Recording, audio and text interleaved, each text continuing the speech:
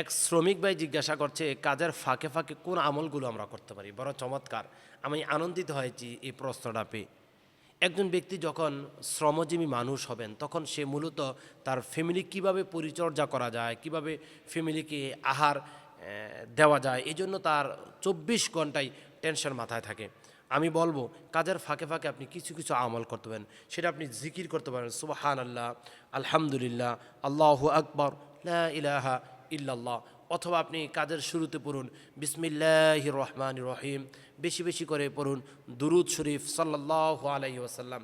একজন শ্রমিক যখন কাজ শুরু করবে শুরুতেই বলবে বিসমিল্লাহির রহমানির রহিম, তারপর সুবহান আল্লাহ, আলহামদুলিল্লাহ, আল্লাহু আকবার বা সুবহান আল্লাহ বিহামদিহি সুবহান আল্লাহিল আযীম।